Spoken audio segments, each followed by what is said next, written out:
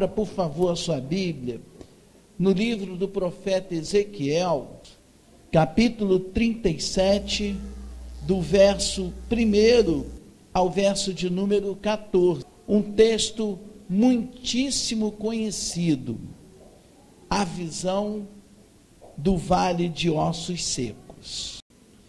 Veio sobre mim a mão do Senhor, ele me levou pelo Espírito do Senhor, e me deixou no meio de um vale que estava cheio de ossos, e me fez andar ao redor deles. Eram muito numerosos na superfície do vale e estavam sequíssimos. Então me perguntou: filho do homem, acaso poderão reviver estes ossos? Respondi: Senhor Deus, tu sabes. Disse-me ele: profetiza esses ossos e dize-lhe: ossos secos, ouvi a palavra do Senhor. Assim diz o Senhor Deus a esses ossos: eis que farei entrar o Espírito em vós e vivereis. Porei tendões sobre vós, farei crescer carne sobre vós estenderei pele e porei em vós o Espírito e vivereis. E sabereis que eu sou o Senhor. Então profetizei segundo me for ordenado. Enquanto eu profetizava, houve um ruído, um barulho de ossos que batiam contra ossos e se ajuntavam, cada osso ao seu osso.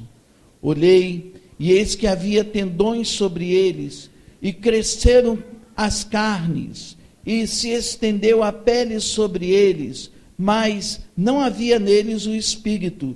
Então ele me disse: profetiza ao Espírito, profetiza ao Filho do Homem, e diz-lhe: assim diz o Senhor Deus, vem dos quatro ventos, ó Espírito, e assopra sobre estes mortos para que vivam. Profetizei como ele me ordenara, e o Espírito entrou neles, e viveram e se puseram em pé um exército sobremodo numeroso. Então me disse: filho do homem, estes ossos são toda a casa de Israel. Eis que dizem: os nossos ossos se secaram e pereceu a nossa esperança, estamos de todo exterminados. Portanto profetiza e diz-lhes: assim diz o Senhor Deus, eis que abrirei a vossa sepultura, e vos farei sair dela, povo meu, e vos trarei a terra de Israel, e sabereis que eu sou o Senhor, quando eu abrir a vossa sepultura, e vos fizer sair dela, ó povo meu. Porém em vós o meu Espírito, e vivereis, e vos estabelecerei na vossa própria terra, então sabereis que eu, o Senhor, disse isto e o fiz, diz o Senhor. Amém. Podeis assentar-vos. A visão desse vale repleto de ossos sequíssimos nos faz lembrar a situação que o povo de Deus, a nação de Israel, se encontrava. Muitos estavam dispersos, muitos também em um processo de falência espiritual, de morte espiritual. E quando eu falo de morte, de falência espiritual, eu estou falando de falta de vida plena de Deus. Pessoas que estavam frias, indiferentes a tudo aquilo que Deus tinha realizado, a tudo aquilo que Deus estava fazendo e estava por fazer, É como se estivessem totalmente desesperançosos. Não havia mais expectativa de esperança.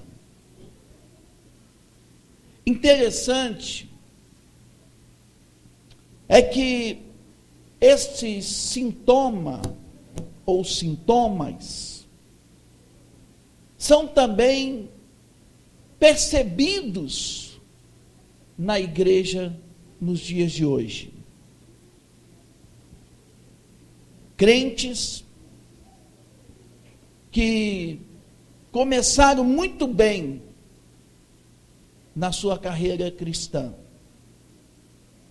Alguns foram batizados, cheios do Espírito Santo.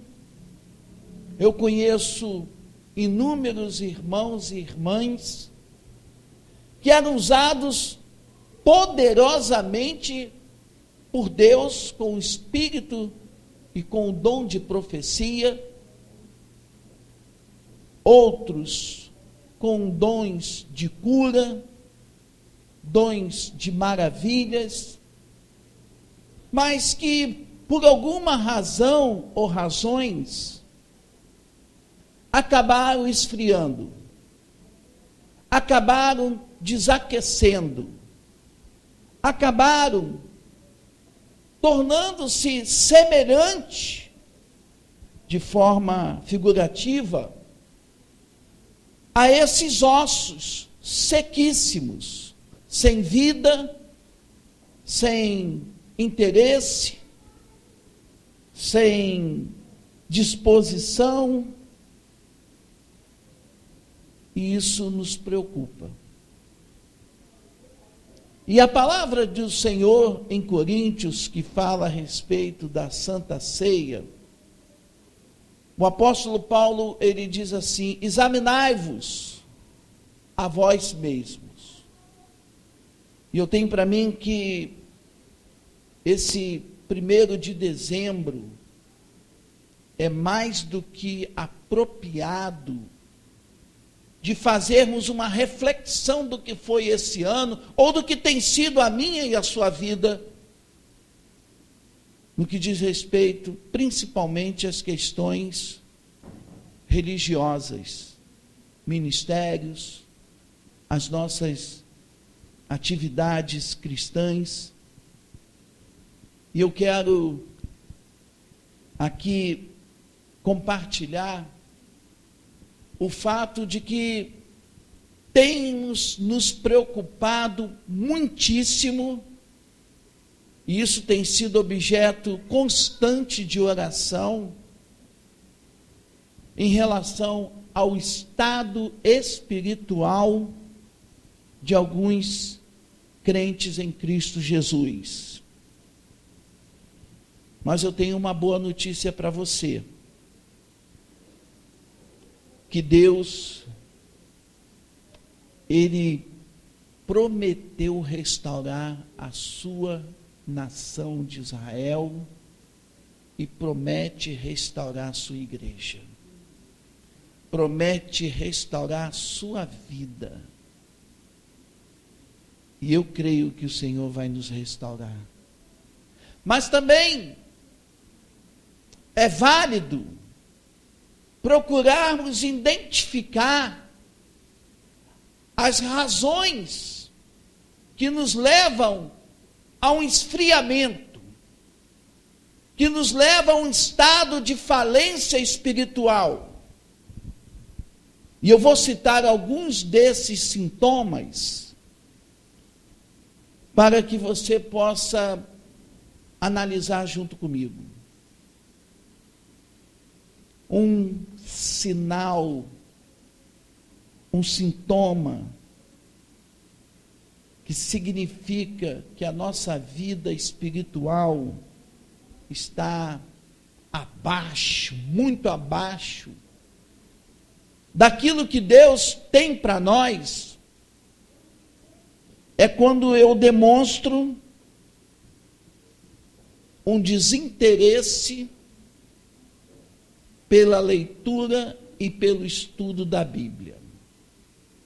a falta de leitura diária, a falta de estudo da palavra de Deus é um sinal que nós não estamos indo bem.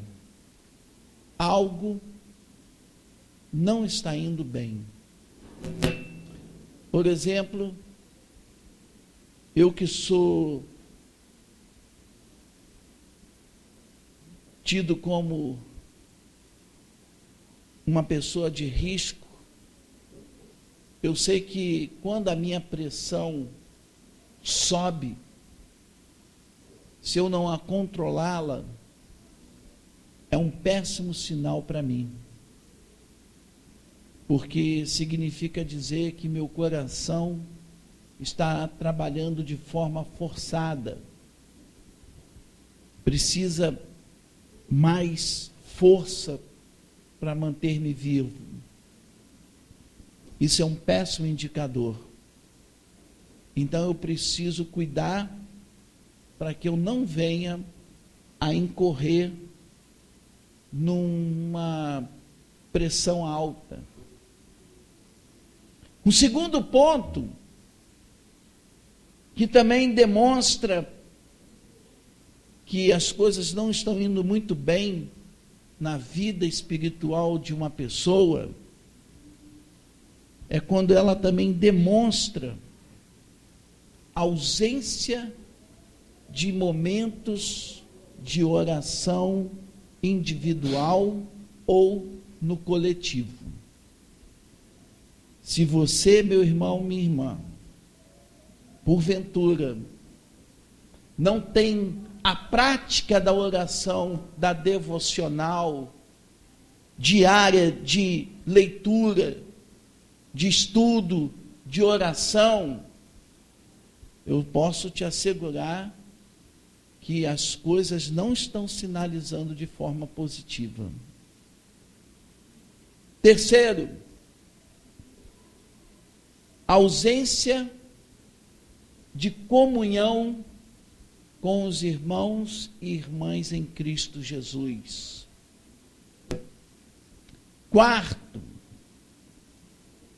abandono de responsabilidades na casa do Senhor ou na igreja. Quinto, desânimo e palavras negativas ou pessimistas.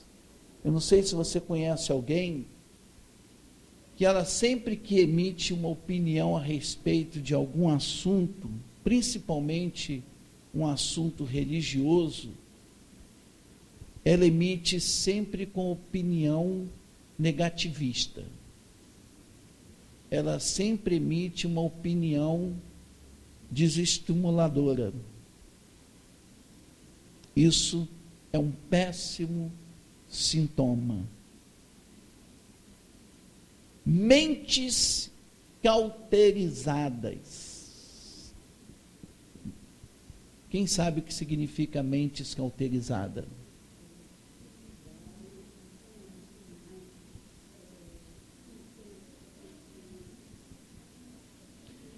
Na verdade, ela já está tão convicta da formação de seus conceitos e de seus pensamentos a respeito de um determinado assunto, que nada faz mudar aquela maneira dela pensar. Ela se torna, como diz alguém, imexível. Não muda, mantém-se. Já endureceu de tal forma que não muda. Um outro péssimo sintoma é quando também a pessoa vive em pecado, achando que tudo está bem. E eu conheço gente assim, que está na casa do Senhor, e inclusive eu ponderei a esse respeito com essa pessoa, e falei para ela, como é que ela pode estar na casa do Senhor e tem um relacionamento, eu nem chamo de namoro, já é namorido, porque no namoro já tem relacionamento sexual com seu namorado. Isso é altamente reprovado por Deus na sua palavra, que nem relacionamento sexual antes, nem pós ou fora do casamento seja aceito por Deus. E ela diz, não, mas Deus tem nos abençoado, nós vamos nos casar. Eu falei, você tem certeza que você está caminhando na direção certa? Porque como é que pode uma pessoa achar que está tudo muito bem, tendo um relacionamento sexual tranquilo, sem ser casado? Eu não consigo compreender isso. E vai de encontro à palavra de Deus. Por último, meu irmão, minha irmã, o sintoma que eu quero abordar é a frieza e a falta de desejo daqueles irmãos e irmãs de estarem participando nos cultos na casa do Senhor. Esses são alguns dos sintomas, dos sinais que nós podemos identificar, que nos levam a uma morte espiritual, a uma apatia espiritual, a uma indiferença para com as coisas do Senhor. E eu posso te afirmar, não é isso que Deus tem para a sua igreja. E eu posso também, da mesma forma, profetizar que Deus vai mudar essa história no meio da sua igreja, no meio do seu povo. Interessante, queridos, que o outro texto que eu ministrei agora há pouco em Itaipuaçu, eu ministrei em Lucas, capítulo 24, dizendo que, no verso 5, por que vocês buscam entre os mortos aquele que vive? E eu fiquei de lá para cá pensando mais ainda no que poderia significar essa palavra. E a compreensão que eu obtive, como pode uma pessoa que está, entre aspas, apática, indiferente, vou usar esse termo de desanimado espiritualmente, sem vida plena de Deus, buscar o Deus vivo no meio da sua casa. Buscar o Deus vivo a cada dia na sua vida. Parece que há uma incoerência. Como que eu vou procurar Deus vivo se eu não estou com vida? Mas eu quero te dizer uma coisa, meu irmão, minha irmã. O Senhor vive e está no nosso meio. E Ele conhece a nossa realidade espiritual. E Ele quer mudar isso tanto em você como também na minha vida, quer mudar isso na história da sua igreja, quer mudar isso nesses dias, e nós cremos, meu irmão, minha irmã, que o Senhor está projetando para o ano de 2014 um ano de esperança, um ano de expectativas, um dia que será atrás do outro, de bênçãos, de vitórias, de conquistas expressivas, em nome do Senhor Jesus Cristo. Sabe por quê? Porque na sequência desse texto de Lucas, 2 discípulos estão caminhando e eles não perceberam a presença de Jesus ao lado deles. Acharam que era qualquer indivíduo. Eles não estavam, meu irmão, reconhecendo a voz do Senhor. Não estavam reconhecendo a presença do Senhor. E nós corremos esse risco de Deus estar no nosso meio, estar falando com você, falando com a sua igreja, e nós não estamos apercebidos que é o Senhor que está falando, porque estamos com os nossos olhos sobrecarregados, com o nosso coração pesado, os nossos ouvidos endurecidos e cheios de comichões, quando Ele está ao nosso lado falando conosco. Eu espero, meu irmão, minha irmã, que você, nem eu, a sua igreja, não seja objeto da palavra, porque nós fomos achados duros de coração. Mas eu creio que o Espírito de Deus há de nos quebrantar nessa noite. Eu creio que o Senhor está falando com a sua igreja.